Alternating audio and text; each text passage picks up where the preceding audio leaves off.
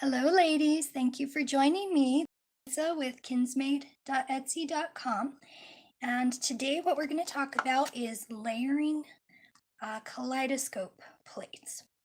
I have created a couple of these in my own private line that I call Kaleidescope um, because they're meant to be layered and layered and layered. And that's the magic of them. Of course, they have really cute, things that would be fine on their own, but the magic really happens when you start layering them up in different colors. So I want to talk to you about that. I was actually requested to make this video. You may find that some of your Mandala type plates can be used this way as well. So anything with circles, squares, stars, that sort of thing, can sometimes be layered up to make something really, really unique just to your own imagination. So we're going to I apologize because this video is probably going to be somewhat lengthy. I don't want that to give you the impression that these are difficult to use because basically just getting everything centered and your color choices, there's some things that will help you to come up with more successful designs, but just going straight at it, kids absolutely love these plates because they can layer and just keep going, building on top of what they've already done and using all kinds of bright colors, and it still comes out really, really cute. So I'm going to work with, the quad one today just because. So let me explain what I just said here. These are all squares or diamonds, depending on how you look at them, or octagons. And so all of these will layer up really nicely. They can also be used, change the orientation of them. And the first plate that I did, this is actually the second plate that I created.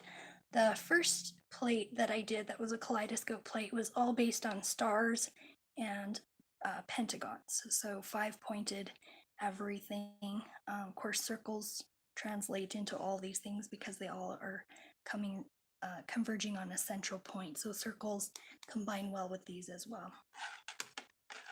So, but I thought that the 4-pronged images would be easier to illustrate some of the concepts on. So that's what I'm going to work on for you today. Okay, so you do want to identify that you're using a kaleidoscope plate. So, what they all have in common is that, like I said, they're all converging around a center point. Even if the point is open, there's still all these images coming into this imaginary point in the center. Hopefully you can see that. Okay, so yeah, stars, circles, triangles, squares, pentagons, hexagons, octagons, and so forth are all gonna give you, show you that that is a kaleidoscope image. So some of your plates are gonna have some of those images on them, even though, these are full of those images. But I bet if you look through your plate collection, you'll find quite a few that can be used in this, that the concepts will translate into this for you.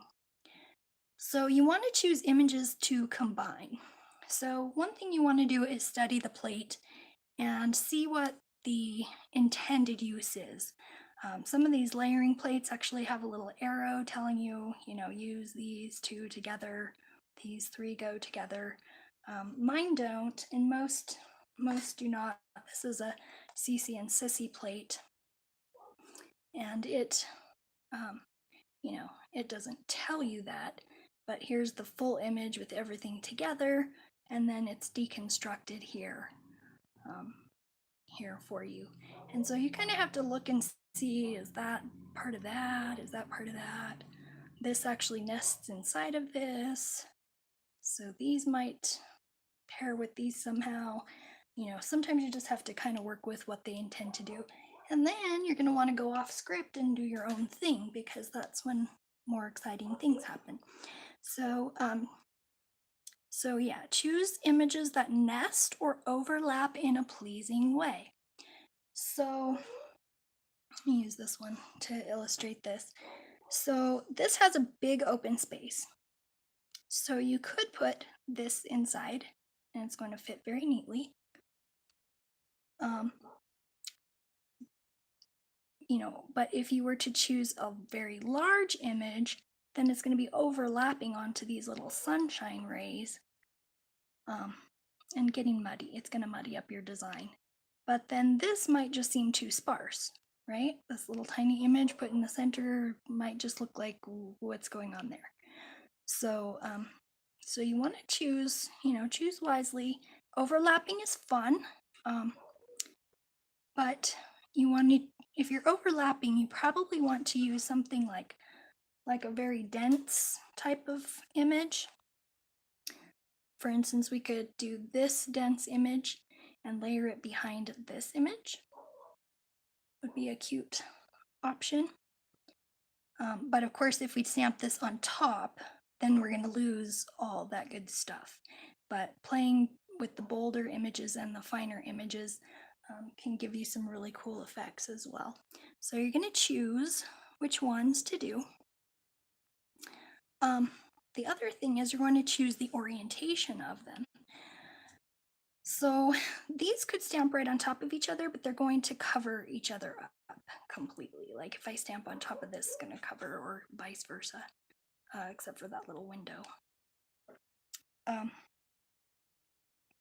So it might be more interesting to go completely, do totally different ones that don't even really have any, similarity in design. Those two might work better actually. And then you want to limit your layers to 2 or 3 images, because if you just keep piling them on, you're going to get a muddier and muddier,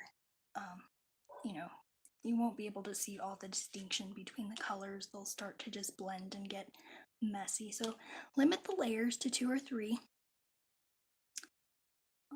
Consider your nail size and shape.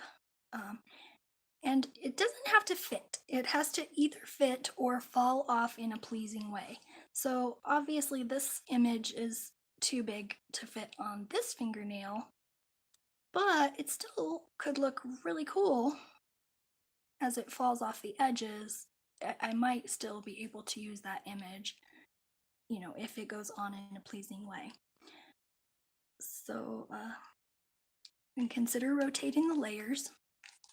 So if I have an image, like here's one square image, and I also like this one square image, okay, that's not going to work very well, except for whatever shows through in the middle. But if I reorient it, that could be interesting. Another thing to think of is changing up your size. So you could layer on things like that. Again, these can be reoriented to make, a pleasing shape. So if you can imagine these all representing a different image. So hopefully that illustrates what you can do as far as that goes. Oh, another thing, this is also another kind of a cool thing you can think about doing is, well, let's see, these three work better together. You can also think of doing them in that direction, that type of a design as well. So, and that can also be a last minute decision that you make while you're turning your stamper. Okay. Circles combine with many shapes. You want to pair images with the same prongs. So you want to do stars and pentagons, triangles and hexagons, which is 3 and 6, or squares and octagons, which is 4 and 8. And then combining bold and delicate, we covered. Just checking my notes here, make sure I cover everything in this video. So then we need to talk about your color choices. You are going to want to build a lot of contrast in this to get a good design. That's why I went ahead and started with black and white. You certainly don't have to start with black and white, but it does help you to see the point of contrast when we start stamping on the other colors. So I went ahead and chose like a black and a nearly black and a white for my base colors. I'll do some experimenting. So then you need contrast either in colors or hues. So, hues or tones. So you can see these two are toned very similarly, but they could, because the different color is so drastic, they could still do a really neat design. This one is nice and bright as well, but it's in a lighter tone. So it's actually even building more contrast. So you can do it with color or you can do it alone with tone. And so for my black nails, I thought I could do some silver and some white stamping on my black nails. And then I was going to do the colored against the white. So that's what we're going to try out today. You can get really sophisticated with your color choice and do nice shimmers.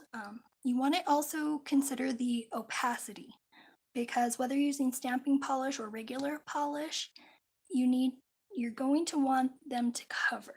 In almost all cases, you're going to want good coverage on each layer of the stamping, and you may have to alter the polish, the images.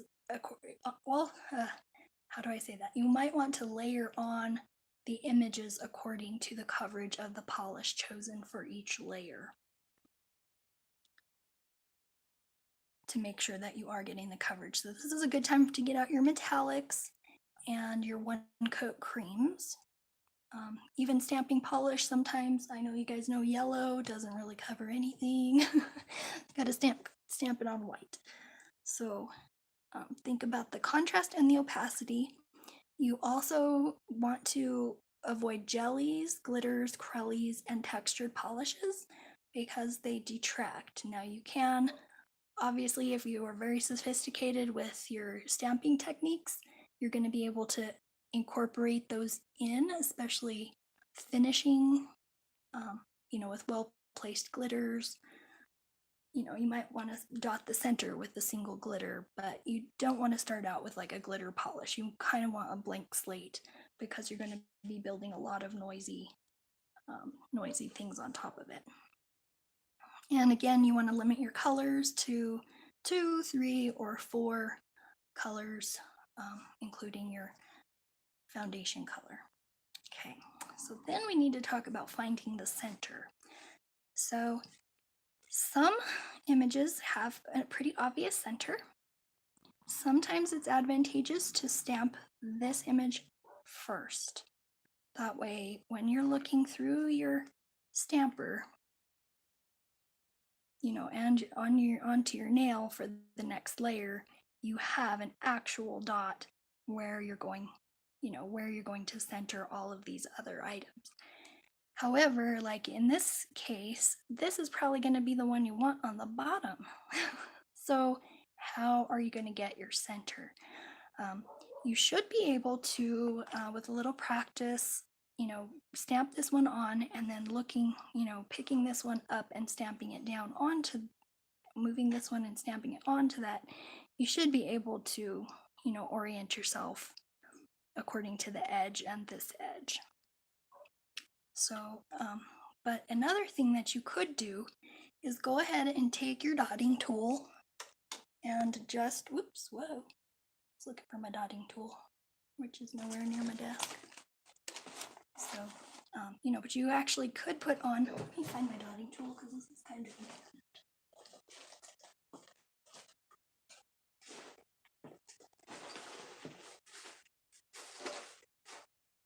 All right, ladies, let's just say this is a dotting tool.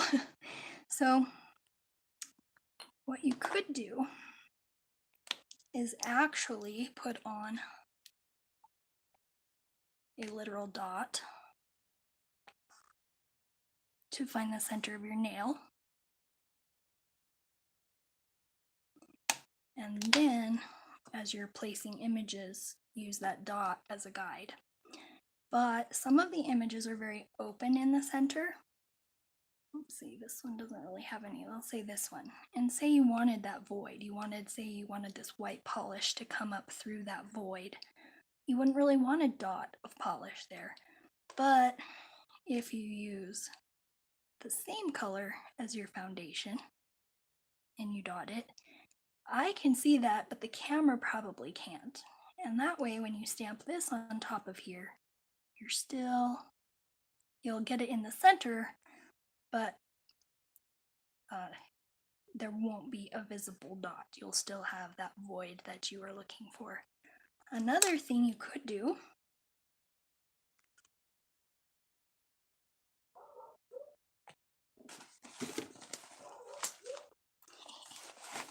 now I don't have the scraping tool.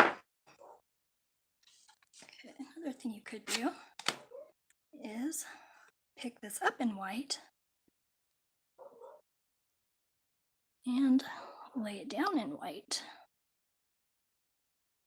And then, see, I can see that. It's subtle, but I can see it, and yet it won't distract from the manicure. And I can now use that image as a guide to get all other images on there. Now this becomes really important if you're doing an image like this and you want to nail this exact design while you're placing these. You can put this one down first in your foundation color, and then you simply line each of these up right onto the nail. Okay, I want to talk a little bit about your stamper.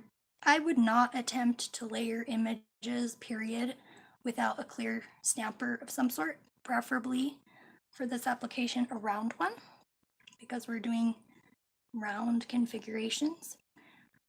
It's essential to get the center. So you never shoot an arrow before you can see the target, right? You're never going to hit the center unless you can look straight through from the center of the image to the center of your nail.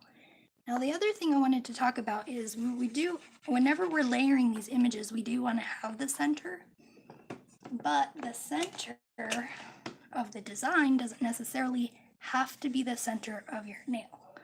So get my dotting tool again here. I might want the center of my design to be right there. Or I might want the center of my design to be right there. Because it might look really pretty to just have this sneaking in from the side or coming down at the moon of my nail. So, and I also might want to do it as a French tip type of a design and have it rotating up, in which case I'm going to have an imaginary center down here. Now you could keep your finger placed on a paper and keep it exactly placed as you're stamping, and you could dot your napkin and then as you're stamping, use that as a reference guide. So hopefully you will get the hang of it and be able to imagine where your center is, but actually having a literal center kind of does help you to keep everything together. So,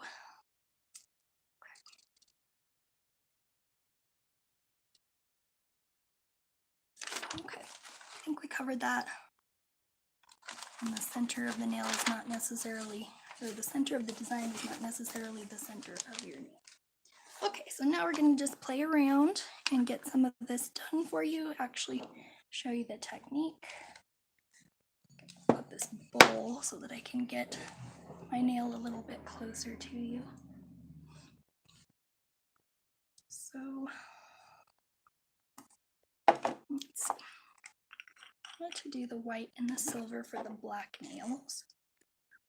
And I'm just going to choose different images. I didn't choose ahead of time very well because I've played around with these plates before. And sometimes you learn as much from a good fail as you do from a success. So let's see.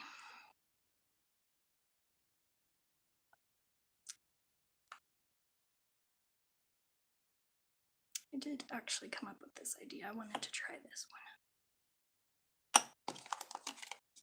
I've already talked about doing this one on the video, so I got my pickup. Okay, and I'm going to orient this as a diamond. Sorry, I'm going to try to get this where you guys can see as well.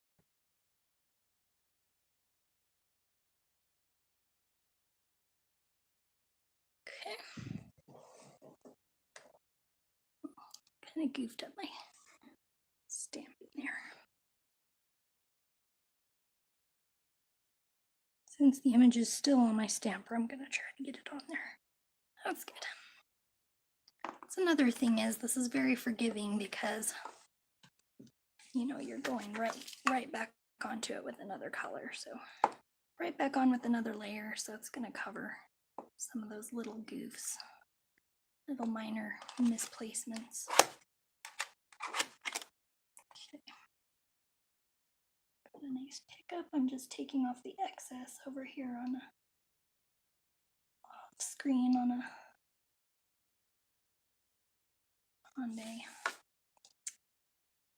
lint roller.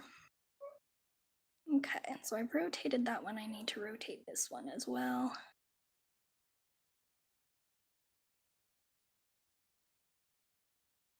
Well, I wouldn't have to. Let's see. Let's just try it this way. Okay, sorry. I'll try to do it for you guys to see. Getting so blind.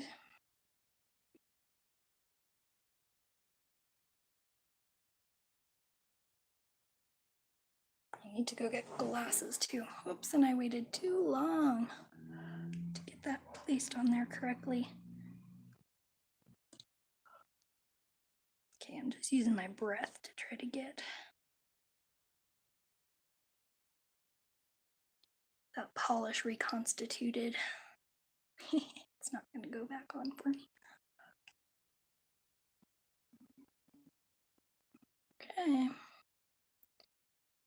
Note to self, work a little faster when you're trying to do a video. Okay.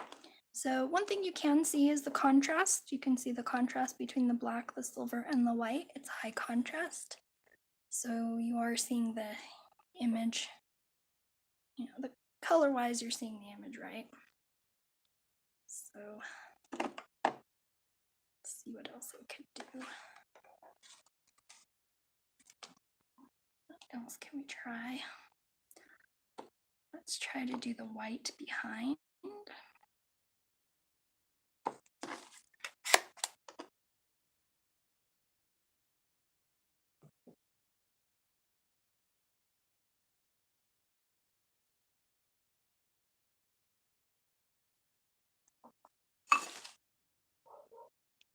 This one I'll go ahead and orient as a square.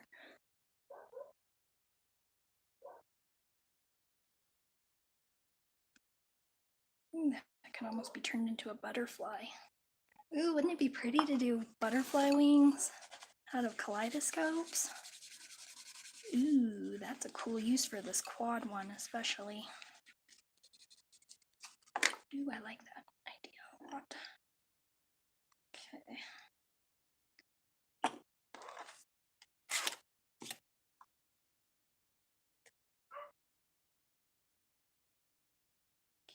Not the best pickup, but we're gonna use it anyway.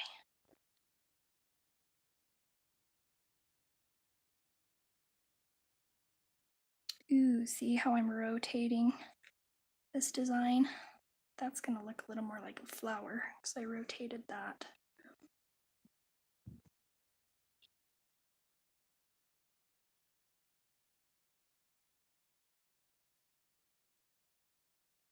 Okay.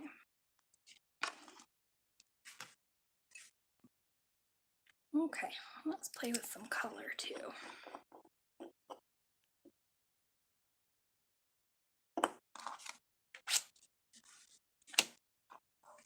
I love these Bundle Monster stamping polishes, and I use the black and the white and the gold and silver all the time, and I never think to get out my colors.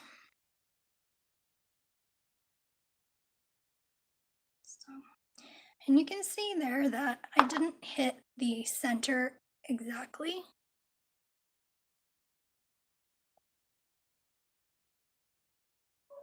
And if you're really, really fussy about that, then you should do a better job. But I think that actually looks really artsy. And so I don't mind when things are imperfect. I did get the center. I nailed the center. Sorry for the camera shake. Okay, this one. Take it a little more. Clean up my plate a little bit here. With using that white stamping polish, I don't even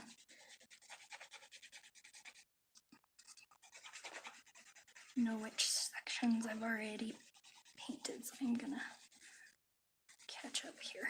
Clean up. Okay.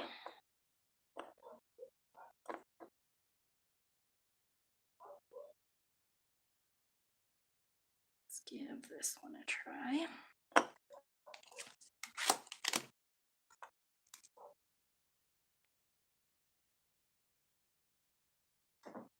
Okay, and I'm going to use this little center dot that I did before. Okay,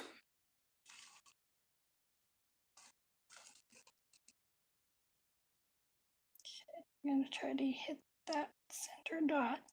Now you may want to, okay, and I needed a bigger image to get that center dot, but now I know that I need to look for a bigger image to go over the top. So possibly this or this. Might try to go over the top with that.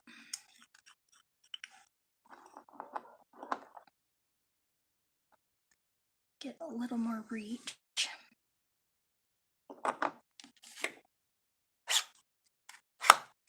Oops. Ugh.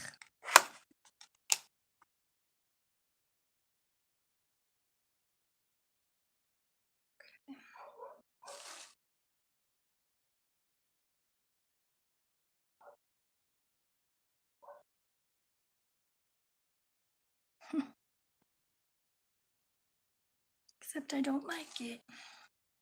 I don't really like that. I didn't put my center in a very good place, so not very happy with that.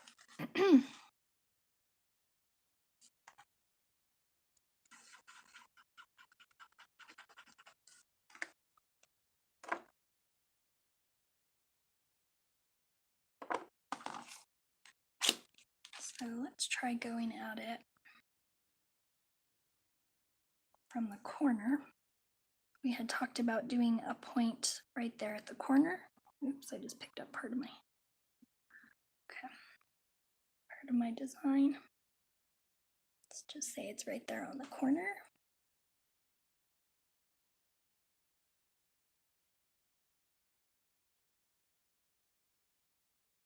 And that could be my corner.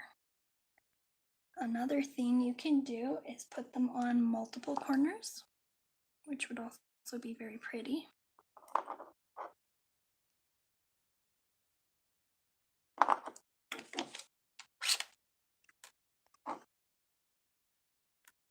So since we already have this one coming in all goofy right there, I'm gonna go ahead and have this little girl slide on right here. And that's not half bad.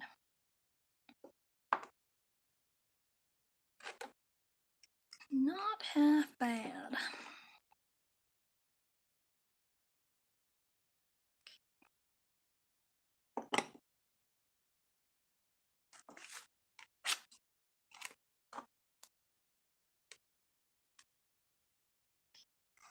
Let's try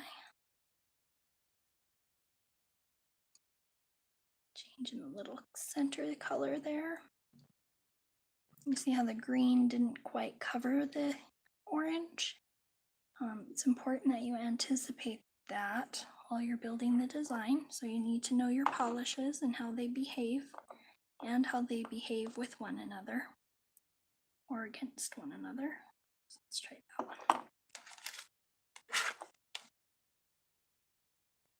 Not too muddy. Didn't get a good enough scrape on it. And I couldn't save that one either.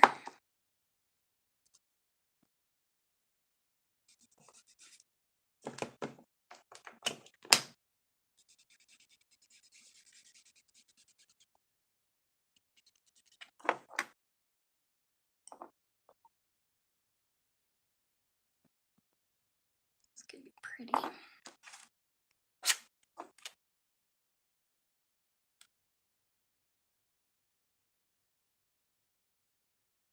Okay, this one I didn't get a very good pickup, but I'm gonna go ahead and lay it down anyway. Because I think that this next layer up will still make it look very pretty. Yep.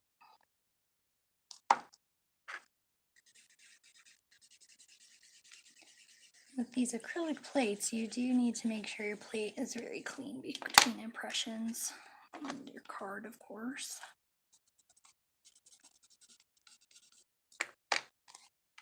There's so much that hangs visibly on the plate that you tend to over scrape.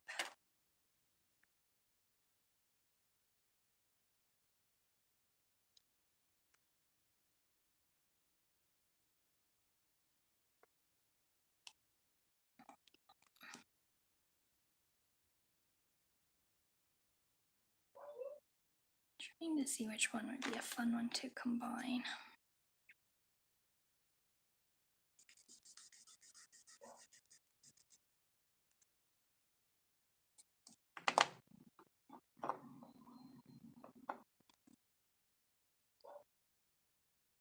Let's see.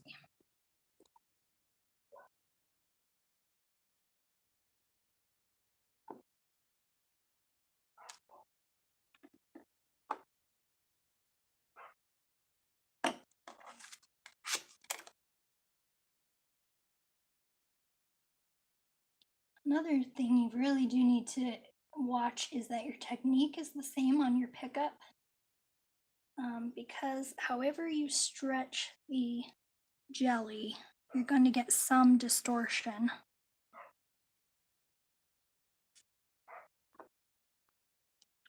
When you stretch your jelly out.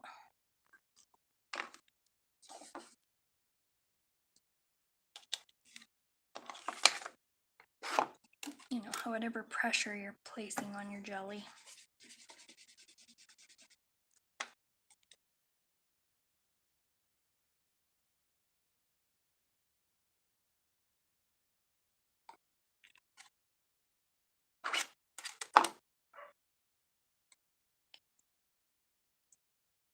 Is, you know, distorting the image a little bit when you're picking up and when you're placing down.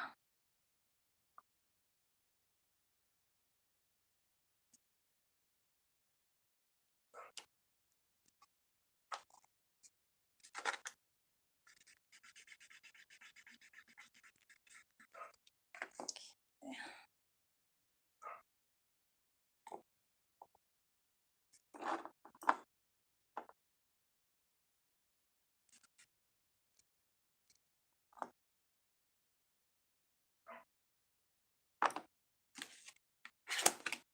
And all of those are a chance for distortion, pressing down to pick up your image and pressing down. Ah! That was going to be cute too. I set it down on my nail before I had the placement right. That was going to be super, super cute. I hope the idea still comes across.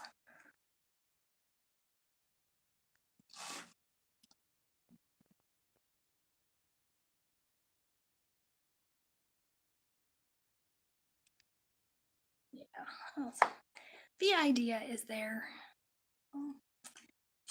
So anyway, I hope you guys have fun with it. Definitely play around with your colors.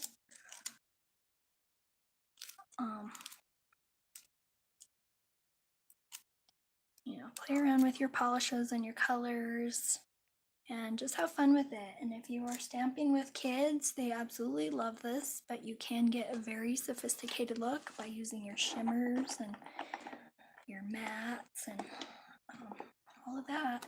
So I hope you guys will head over to kinsmade.etsy.com and consider purchasing one of the Kaleidescope plates that I have for sale there. They're really fun. The 5-pointed one is a lot more complex, whereas this one is more simple. They both can be made into like floral type images, incorporated into florals. They also look somewhat like snowflakes. The stars, obviously, people love stamping with the stars. And you can also get kind of firework type display ideas from them as well. So I can't wait to see what you guys are able to do with these techniques and concepts. And I'd like to see some more Mandala and Kaleidescope artwork from you guys. So please join me in my group. I will try to link everything below. Have a great day.